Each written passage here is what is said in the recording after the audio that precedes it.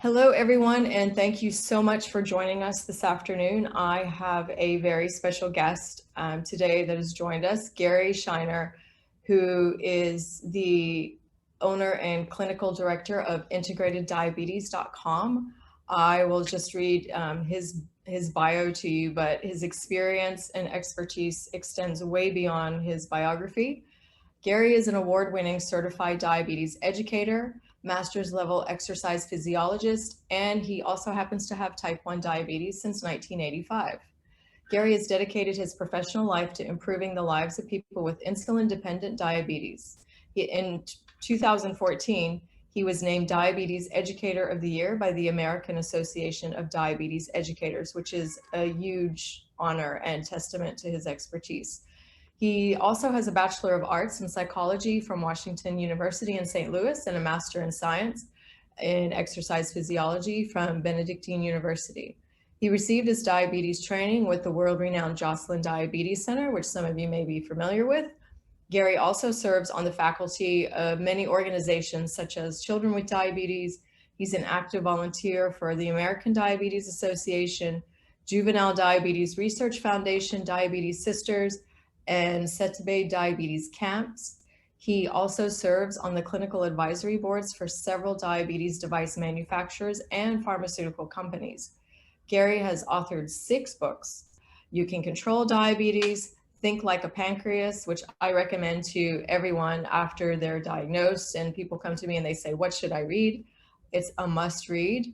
The Ultimate Guide to Accurate Carb Counting, Get Control of Your Blood Sugar, Until There's a Cure, Practical CGM, and Diabetes, How to Help, as well as dozens of articles. Gary is quoted often, frequently, all the time in many diabetes articles as well, and he's also published many scientific ones.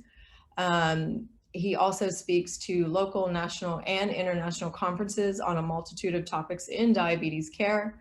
He's certified to train on all models of insulin pumps, continuous glucose monitors, and hybrid closed loop systems. And he has personally used every system that is currently on the market. You cannot get any more better expertise than that.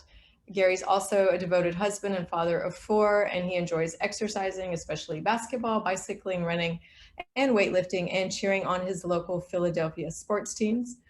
He is with us right now live in Pennsylvania. And we are so happy that you're here, Gary. Thank you so much for joining us. Well, thanks for that intro, Pam. I sound like a legend in my own mind when you put it that way. You are a legend. Are you kidding me? Not sound like you are a legend. I have your book right here. And I tell everyone on the call, it's just, I can't express this enough. And I tell everyone that this book changed my life, which actually I should say changed Aaron's life and probably saved his life on a few times. When my son was diagnosed, and that was back in the days when there weren't even really any pediatric endocrinologists here. And I went to the US, I got educated, I came back, and all I had was kind of the email of the wonderful doctor that educated us, and his team. And I had nowhere to go. I had no answers. And during the day, it was the middle of the night in the US, I had nobody to turn to. And I had seen back in the early days of the internet, someone mentioned this book. And I said, well, okay, it won't hurt to get it. And what I found was so much wonderful information. Honestly, in the beginning, sometimes it was too much to take in all at once because you're just digesting the diagnosis.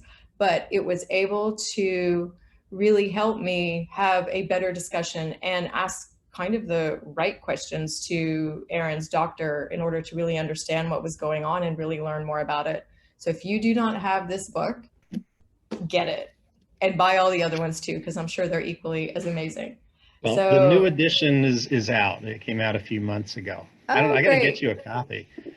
Yeah, I have an older one, but I still refer to it. We got to update because the technology keeps changing, even the medications keep changing and so on. I saw Aisha's child there with their Dexcom on their arm. I got one too. So does everybody here have a child with type 1, or is any adults with type 1 in the group? I am looking at the attendees. There may be some adults here. I've advertised it in groups where there are some adults. I think most people on the call have a child with type 1. But is that one? Yes, I have 2 children. Yeah, Miriam is our rock star in our local group here with 2 children with type 1. And okay, Reem, her 16-year-old sister has it. So kind of all across the spectrum. There we have an adult with type 1. Gufran is an adult with type 1 that's on the call. So yeah, we have a wide variety of, because type 1 everywhere. All right, it's great to have a mix. I've had type 1 diabetes for 35 years now. I was diagnosed. This is funny, and I talk about this in my book a little bit. I was diagnosed in a little town in Texas called Sugar Land. That was the name of the town, literally. I grew up there. Not Did in you really? not in Sugar Land, but that's on the west side of Houston. I grew up on the Right, east right. side of Houston. So yes, it is a Okay, place. you know Sugar Land. I didn't just I make do. that up. No, You you can't make didn't. up stuff like that. No, you can't. And when I was diagnosed, back then, you were put on NPH insulin, this long-acting, inconsistent insulin, and regular insulin, which was your mealtime stuff. You were put on these fixed doses of insulin, and you had to make your life conform to that insulin program, or you got in big trouble. I mean, your blood sugars would just be dangerously high or low. And that was not easy. I mean, you really had to conform your entire life to it. So, I hated that so much. I was diagnosed as a teenager, and I really despised that. So I kind of devoted my life to saying, there's got to be a better way. Let's do it the other way. Let's live the life we want to live, do the things we want to do, and make the insulin program fit that. So that's what the Think Like a Pancreas concept is all about. Because if we can get our insulin in the right amounts at the right times, we can manage this thing pretty darn well. Not perfectly. It's not going to be like in non-diabetic ranges, but we can manage it pretty well and be successful in all we want to do. Everyone always talks about these long-term complications from diabetes. I'm not so into that. I'm more into the here and now and what's going to motivate us and allow us to perform well on a day-to-day basis. We all know that glucose levels affect so many aspects of our lives, our energy level, our stamina, strength, speed, but emotionally it affects us, intellectually it affects us. So when we keep our glucose within a reasonable range day to day, that allows us to feel and perform our best. And that's what it's all about. And if we're doing that, our risk for long-term health problems is going to be minimized. So we only have a certain amount of control over what happens long-term. So I don't get too bogged down with that. But I got to tell you, the technology's really improved since 35 years ago. We didn't have pumps then. We didn't have continuous glucose monitors. The insulin was much slower than what we have today. To me, pump therapy was a great innovation, but it doesn't hold a candle to these continuous glucose monitors, because now we don't just have numbers on a meter, we have context. We can see where we're coming from and where we're headed, and that allows us to make much better decisions throughout the course of the day. And I see Aisha's child has a CGM right on his arm. And I've used all the different CGM systems personally. The Dexcom is the one that I use 24/7. That's my go-to. And currently, I'm running it's called a do-it-yourself closed-loop system called Loop. So this is an app that sits on my phone that takes data from my Dexcom and sends a signal to my insulin pump telling it when to increase and decrease delivery. I still have to announce my meals so that I get a bolus, but it really fills in all the gaps. It takes care of a lot of the between meal stuff. And everything I control is right through my phone. So this is not a regulated or government approved system. This is a build it yourself kind of system. So it takes a little bit of technical expertise to do, but it works extremely well. So the Dexcom is kind of the go-to CGM. The Libre is something that I've used, and we just got the Libre 2, the updated version, approved in the States. This is one that traditionally this didn't give you high or low alerts. You had to scan it and just see what was going on. But the new version will emit the alerts and let you know if you're getting into a dangerous place, which is so valuable for us. We can't undervalue how important that is. I see someone's Dexcom. Hold on, wait. Oh, hey, there's mine. See, we're blood sugar brothers. Medtronic has had they were the first ones on the market with a CGM about 20 years ago. That one didn't even show you your data. It just stored it in a box, and there was a cable that connected it to the sensor. So that's come a long way. Theirs works with their pump, and their pump also has what I call a hybrid closed loop feature to automatically make insulin adjustments. And another one that is a little bit newer is called the Eversense. This little piece right here actually gets implanted in your body. The doctor makes a little incision in your skin, pops it in, and then it tape over it. But that works. The original one worked for 3 months. We also have a 6-month and a 12-month version now in Europe. There's a transmitter that sticks on your skin, and it sends a signal to a smartphone app. So you don't have to change sensors or transmitters. It's all built into that same little unit. And the data just shows up on your phone, and it's got all the features like the other ones. Question about that, because someone asked about Eversense in our group just a few days ago. And when they insert it, is it like a procedure? Do they use a local anesthesia or Yes. Local? And is it recommended for children? Well, it's not approved for children at this point. I mean, it varies by country, though. That's the tricky part.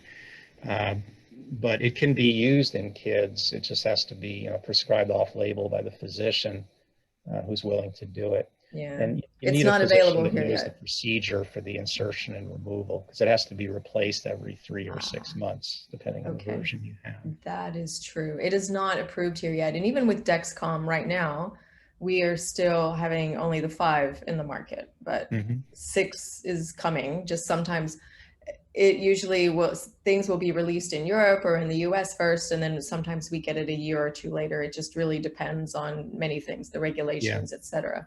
It's funny because in Europe, things like the Libre are ahead of what we have here in the States. They're on their 3rd generation of Libre already. We're just getting the 2nd now. Oh, wow. Some of the pumps as well have been launched in Europe before they come here. When there's a lot of bureaucratic red tape and bureaucracy, it sometimes slows down progress. I mean, it's there to protect the public, but sometimes they get a little bit too extreme in terms of trying to protect the public and deny or delay us access to things that can be very useful. Yeah. So which one of all of, sorry to interrupt you, of all of those, which one has been your favorite? Oh, Dexcom, hands down.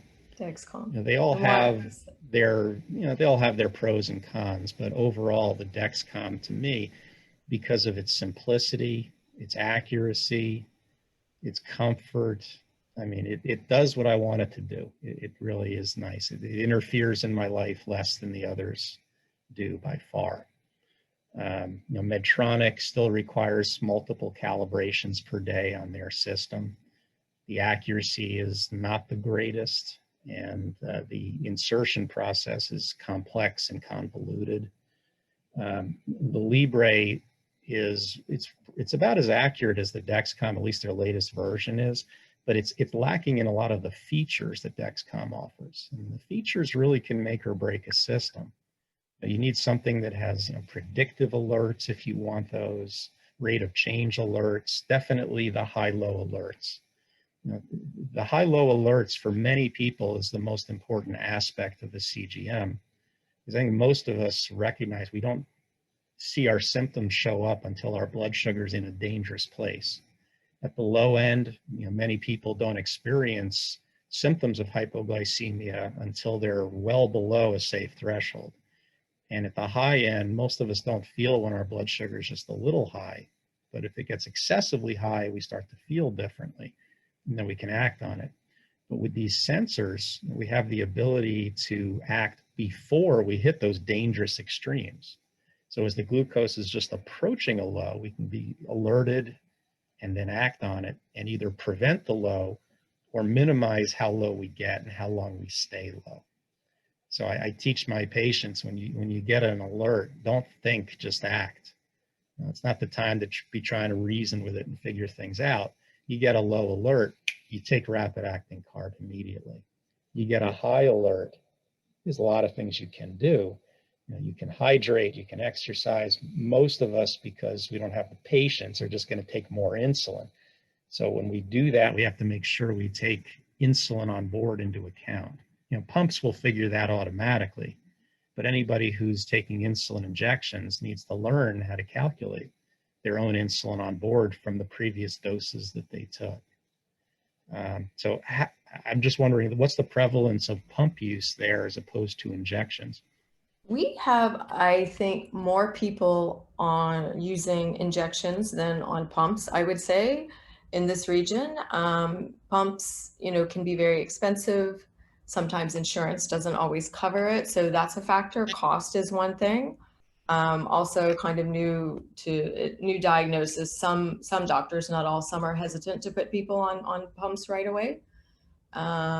And yeah, a lot of the times it comes down to the cost. Sometimes, people, like I said, Medtronic is quite prevalent here. My son uses Medtronic and it works well for us. And I do like the suspend on low feature.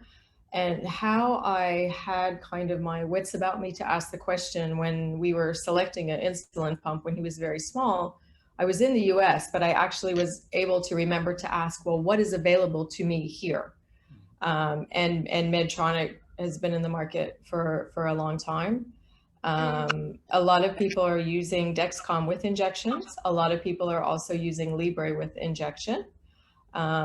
We do have a few other pumps, but people are often bringing them from somewhere else if they're not here yet. Everyone's hopeful that new pumps will be coming because some people don't like the idea of having a tube or something connected, or many different reasons. So yeah, that's kind of the rundown of the market. I don't think you'll find anybody looping here because that would be really kind of illegal to some extent. I did meet one adult though that came to you actually, I think, and set up the looping. And I think it's an amazing thing. We're hoping that the Medtronic closed loops system will arrive soon for those of us using that and curious about it. But that's kind of where the market is right now. But we're hoping that it will grow and we'll get the newer versions that you're having, as well as different pumps we've not had here. Yeah, the hybrid closed loop systems, such as the Medtronic 670 and the 780 that's going to launch shortly. Now we have in the States, we have a company called Tandem that has a similar system that works with the Dexcom sensor. Omnipod, the little patch pumps, they're about to launch a system with a hybrid closed loop.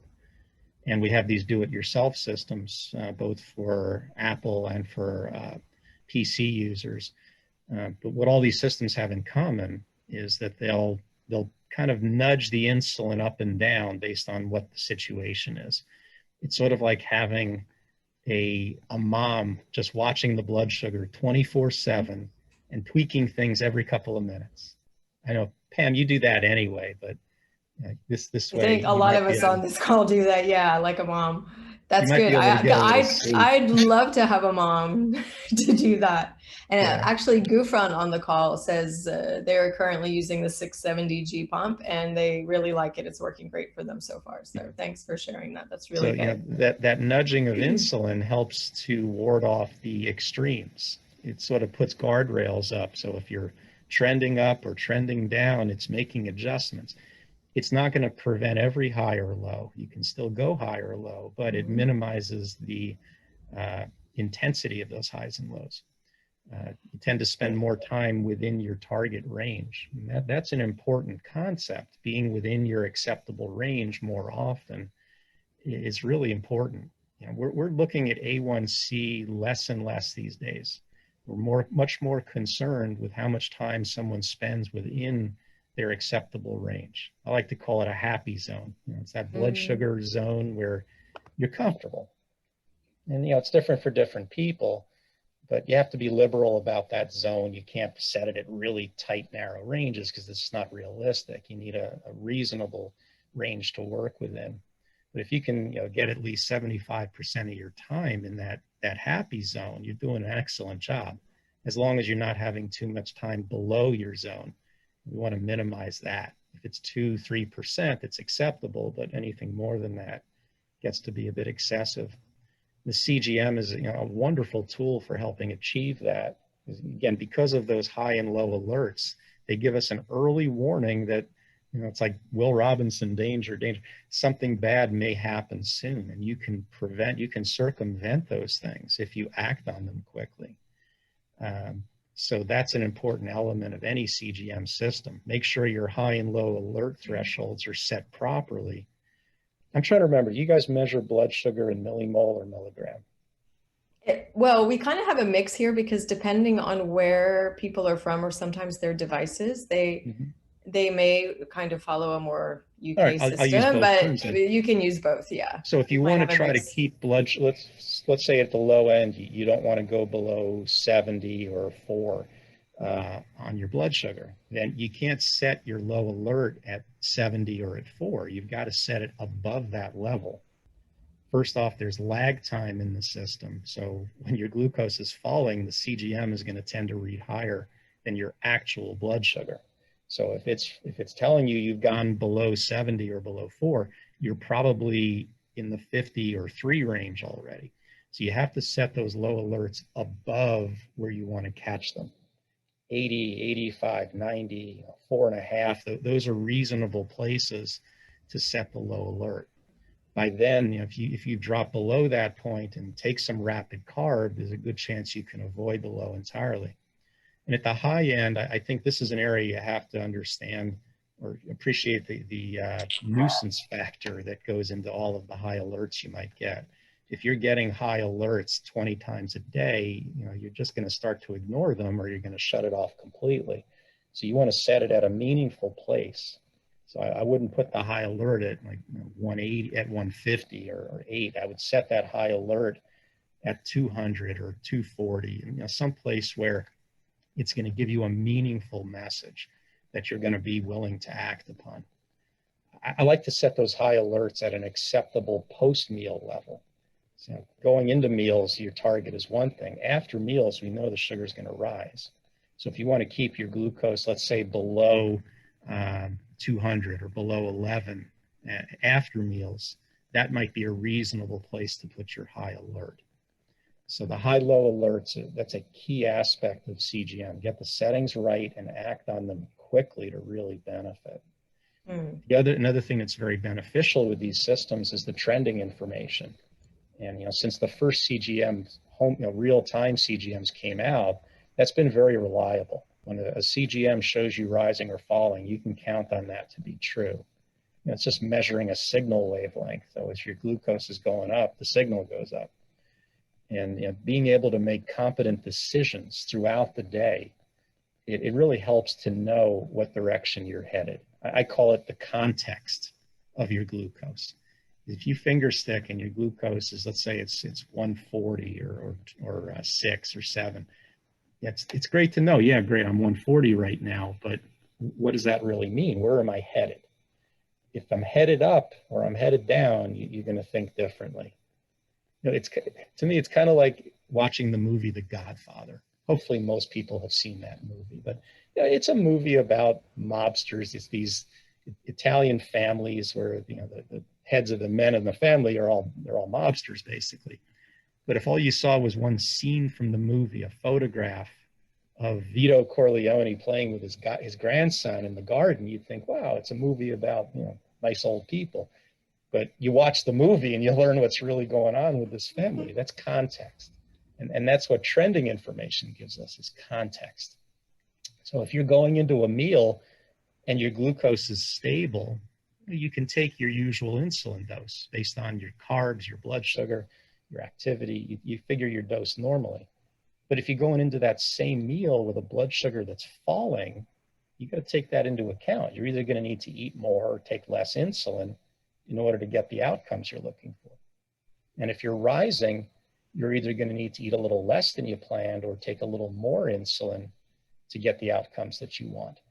So your decision making throughout the day can and should be affected by the direction your glucose is headed. So if you or your child is about to go to bed and the blood sugar is, let's say it's 100 or around 5.5, you think, wow, that's a great number. But what if it's 100 and falling? You're going to be acting differently. You may have a snack. You might just check again in half an hour to see where it is. But if it's 100 and rising, you might bump the insulin up a little bit. You may do something a little differently. We can make better decisions all day long knowing what direction our blood sugar is headed. Another thing we get in real time are the numbers themselves. We forget sometimes how often we used to have to finger stick. I probably have 35 years I've done tens of thousands of finger sticks on each finger. It's scary to think about how many we do. The CGM certainly lets us cut back on the need to finger stick, but it doesn't eliminate it. There are situations where even with a CGM that's functioning, you're still going to need to finger stick. There's probably 5 or 6 situations where that comes up. I'm curious how many of you can think of a reason to do a finger stick when you're using a CGM? Anybody, feel free to write it in the comment. I'm afraid if we unmute, we'll all end up talking at the same time. You do a raise hand thing? Oh yeah, is there a raise hand? So there's some interesting comments here to confirm high or low in often, case of once a day, high or low, yeah. To verify the reading. 2 per day, if the sensor's okay.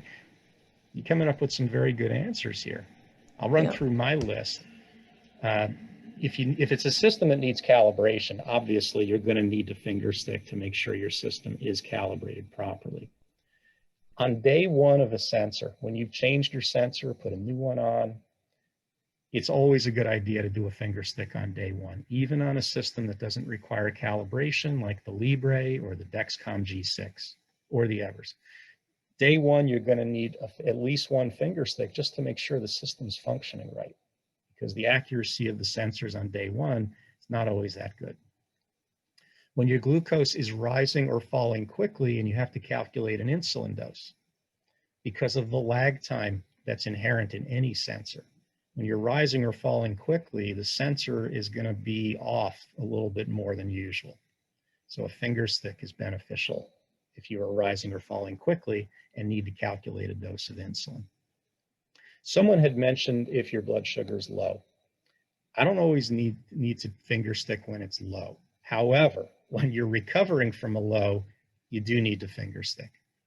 And the reason is that when you recover from a low, your sensor may take 30, 45, even 60 minutes to catch on to the fact that your blood sugar has started to come up.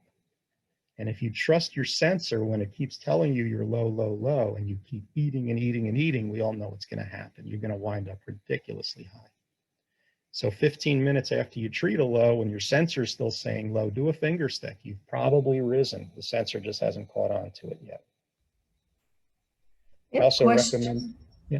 I'm sorry. Go ahead. Go ahead. No, finish that topic, and then I'll get into a question we have. I was going to say, with some sensors, you also have to be concerned about medications that might affect the accuracy, like acetaminophen, Tylenol products.